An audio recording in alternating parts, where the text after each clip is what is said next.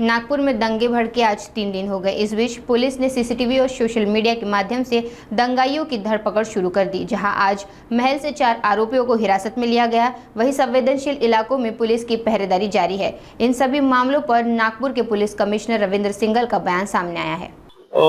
आम्ही सगळे भागात जातोय, जे अफेक्टेड एरियाज होते स्पेशली ते आमचे फोकसमध्ये होते, जसं तहसील पोलीस स्टेशनची हद्दीमधले एरियाज, तसेच आपला कोतवालीचे जे एरियामध्ये आहे ते सगळे आम्ही फिरतोय. आमचे सगळे अधिकारी जात आहे, एक ते असेसमेंट घेतोय की सध्या लॉ अँड ऑर्डरची सिच्युएशन कशी आहे, दुसरा सध्या कर्फ्यू व्यवस्थितपणे चालू आहेत की नाही, आणि तिसरा जे आरोपी होते ते अटक होत आहे की नाही. आता सकाळपासूनही आपण 8-10 लोक ताब्यात घेतलेले आहे आणि ते आमची पुढची प्रक्रिया चालू आहे. आणि याच्यात जे जे याच्याशी निगडीत आहे ते आम्ही त्याच्यावर कारवाई करतोय. आमचे जे सायबर सेल आहे तो पॅरलली त्याचे काम चालू आहे. त्याच्यात ही अजून केसेस दाखल होणार आहे. तर हे जे केसेस दाखल करण्याची त्यांनी इंटरनेटवर किंवा सोशल मीडियावर असे मेसेजेस पाठवलेले आहे, फॉरवर्ड केलेले आहे, स्वतः रील्स वगैरे बनवलेली आहे. तर ते सगळ्यांवर आम्ही कारवाई करणार आहे.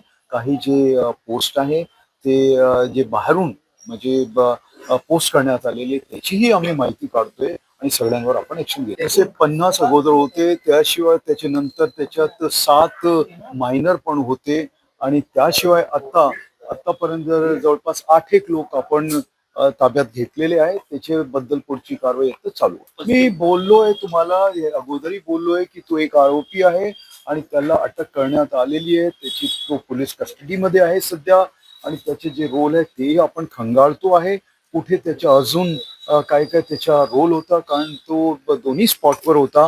त्या अनुषंगाने त्याचा रोल दिसतो आहे याच्यात, आणि त्यांनी ज्या ज्याप्रमाणे तो बोललेला आहे त्या प्रमाणे आपण त्याच्या इतरांसोबत संभाषण, त्याच्या स्वतःचे बोलणे आणि त्याचे नंतर जे त्यांनी जे कृत्य जे झालेले आहे ते सगळं आपण सीडीआर आहे, ते सीडीआर आणि इतर आता मी सगळी गोष्ट असं सांगणार नाही. ते आमच्या इन्व्हेस्टिगेशनचे जे जे भाग असतात, जे सेक्शन्स लावले गेले पाहिजे, हे सगळं त्या दृष्टीने आमचं काम चालू. बघा, हे जे आहे तुम्ही जे माहिती दिले हे सगळ्यांना माहिती आहे. तो कुठला राहणार आहे त्याच्या ह्याच्यात पण आलेलं आहे. तर त्याच्या जसं मी सांगितलं रोल त्याच्या आपण पाहतो आहे, आणि त्या आधारावर आमची पुढची इन्व्हेस्टिगेशन चालू आहे.